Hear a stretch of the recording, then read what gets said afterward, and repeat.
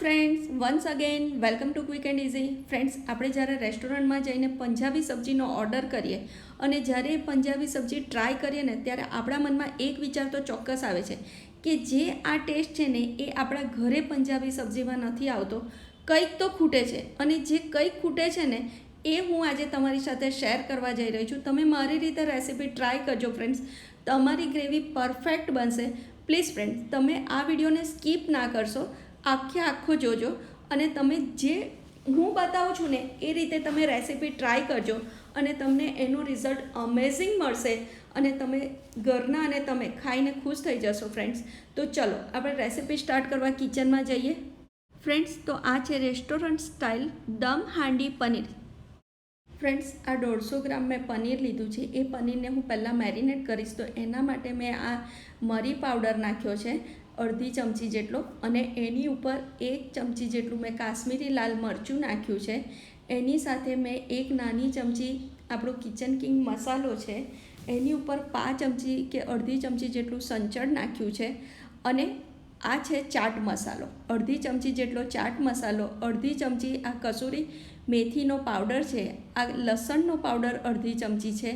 અને બીજું એક તમારે ટેસ્ટ માટે આ જો બને ને ત્યાં સુધી તો તમે આમાં મસ્ટર્ડ ઓઇલ એટલે કે સરસિયાનું તેલ વાપરજો તો એનો ટેસ્ટ બહુ સરસ આવશે. હવે એને આપણે ઢુંગાર આપી દઈશું. તો ઢુંગાર આપવા માટે મેં આ સ્ટેનરમાં હવે હું આ ગરમ કોલસો મૂકી અને દર વખતે આપું છું એ રીતે હું ઢુંગાર આપી અને એને 10 મિનિટ સુધી સાઈડ ઉપર રહેવા દઈશ. અને 10 મિનિટ પછી આ કોલસોને સ્ટેનર કાઢી અને થોડું હલાવી અને આ આખા બાઉલને હું અડધો કલાક માટે ફ્રીજમાં મૂકી રાખીશ અને ત્યાં સુધી આપણે ગ્રેવીની તૈયારી કરીશું. આ ગ્રેવીના ઇન્ગ્રીડિયન્ટ્સ છે, ખરી કમાલ ગ્રેવીની જ છે ફ્રેન્ડ્સ.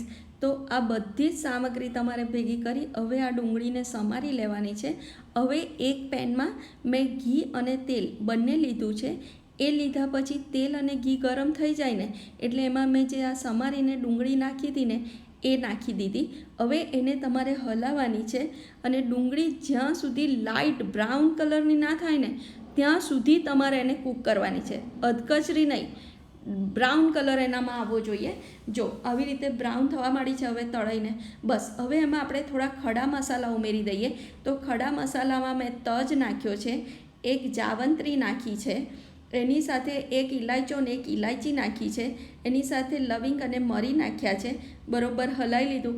હવે એમાં લસણ થોડુંક હું 5 કળી જેટલું મેં નાખ્યું છે અને 1 નાનો ટુકડો આદુનો મેં સમારીને નાખ્યું છે. અને આ બધું તમારે હલાવી લેવાનું. એટલે જેમ જેમ આ કૂક થતું જશે ને એમ તમારી ડુંગળી વધારે સંતળાતી જશે. એની સાથે કાજુ અને મગજતરી પણ મેં નાખ્યા અને એને 1 મિનિટ થઈ જાય ને પછી આ 2 સમારેલા ટામેટાં મેં અંદર ઉમેરી દીધા છે અને એનામાં સ્વાદ પ્રમાણે થોડું મીઠું ઉમેરી હલાવી અને હવે તમારે આ ગ્રેવીને બીજી 10 મિનિટ સીમર સ્લો ગેસ ઉપર ચડવા દેવાની છે. ત્યાં સુધી આપણે બીજા મસાલા રેડી કરી લઈએ. તો 1 ચમચી જેટલો આ કિચન કિંગ મસાલો છે, 1 ચમચી કાશ્મીરી લાલ મરચું છે, અડધી ચમચી જેટલી હળદર છે, 1 ચમચી જેટલું ધાણા જીરું છે, અડધી ચમચી આપણું રેગ્યુલર લાલ મરચું છે અને અડધી ચમચી આ કસૂરી મેથીનો પાવડર છે. આ મસાલાને તમારે મિક્સ કરી પાણી ઉમેરી અને એક થીક પેસ્ટ જેવું રેડી કરી દેવાનું છે જે આપણે ગ્રેવીમાં ઉમેરીશું. હવે 10 મિનિટ સુધી સીમર કર્યા પછી જો તમારું આ બધું બરાબર ચડી જશે, જ્યાં સુધી તમારા ટામેટાં એકદમ ના ગળી જાય ને ત્યાં સુધી તમારે એને ચડવી દેવાના છે. હવે આ પેસ્ટ અંદર ઉમેરી દેવાની છે અને ફરી તમારે એને જ્યાં સુધી તેલ ના છૂટે ને ત્યાં સુધી એને કૂક કરવાની છે. હવે આ ગ્રેવીમાં આપણે ક્રીમ ઉમેરવાનું છે.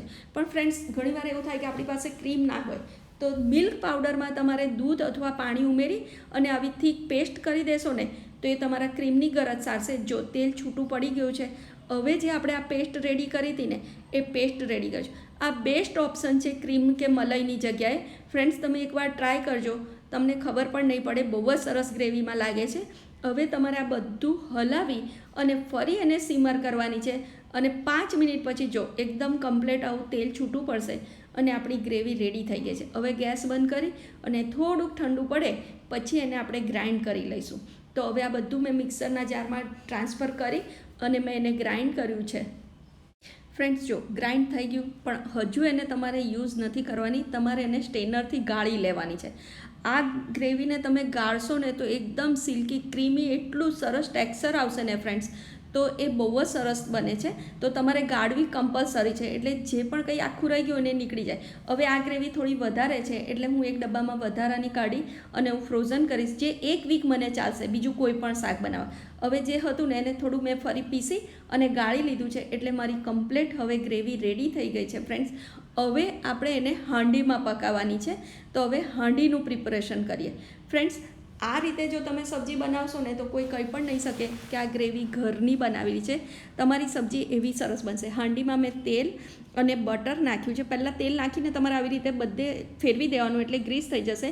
આ 1 ચમચી જેટલું બટર નાખ્યું છે, એમાં 1 ચમચી જેટલા જીરું નાખ્યું છે મેં, અને જીરું નાખીને હલાવી લીધું છે. હવે એની પર 4 આખા મરી અને આદું મેં નાખ્યું છે, 1 લીલું મરચું નાખ્યું છે, 5 ચમચી જેટલી આખી કસૂરી મેથી નાખી છે અને એને બરાબર હલાવી લીધું. હવે એ હલાવ્યા પછી મારે અંદર આ ગ્રેવી પોર કરવાની છે. હવે તમારે લેયરમાં ગ્રેવી પનીર એ રીતે લેયરથી તમારે આ હાંડી પ્રિપેર કરવાની છે. તો ચલો આપણે એ રીતે કરી દઈએ. ફ્રેન્ડ્સ, મેં તમને ક્રીમની જગ્યાએ મિલ્ક પાવડરની જે ટિપ્સ આપી છે ને ફ્રેન્ડ્સ, તમે એકવાર ટ્રાય કરજો. આપણે ત્યાં ક્રીમ હોય નહીં, કારણ કે ક્રીમ જલ્દી બગડી જાય છે અને મલાઈ કોઈક વાર ના હોય એવું પણ બને. તો આ બેસ્ટ સબસ્ટિટ્યૂટ છે. તો તમે એકવાર ચોક્કસથી ટ્રાય કરજો ફ્રેન્ડ્સ. તમે ડિસઅપોઇન્ટ નહીં થાઓ. આ ગ્રેવી બહુ જ સરસ બનશે ફ્રેન્ડ્સ. જો આપણું લેયર પણ રેડી થઈ ગયું છે. હવે હું એને ફરી ડુંગર આપી દઈશ. ડુંગર આપ્યા પછી હું એને આવી જ રીતે 10 મિનિટ સુધી 180 ડિગ્રી ઉપર મારા ઓવનમાં બેક કરી લઉં છું. જો તમારી પાસે ઓવન ના હોય તો તમારે કુકરમાં નીચે રીંગ મૂકી અને એની ઉપર આ હાંડી મૂકવાની. પાણી નથી મૂકવાનું, કુકર પર વિસલ નથી મૂકવાની, અને 10 મિનિટ સુધી તમારે એને દમ આપી દેવાનું છે. જો 10 મિનિટ પછી તમારી સબ્જી કમ્પ્લીટ રેડી થઈ જશે ફ્રેન્ડ્સ.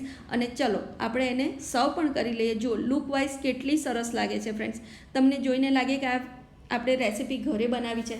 તો ફ્રેન્ડ્સ, તમે આ મારી રેસીપી ચોક્કસથી ટ્રાય કરજો. ફ્રેન્ડ્સ, તમને મારી રેસીપી ગમે ને તો તમારા ફ્રેન્ડ્સ સાથે શેર કરજો. મારી ચેનલને સબસ્ક્રાઈબ કરજો. Thank you for watching.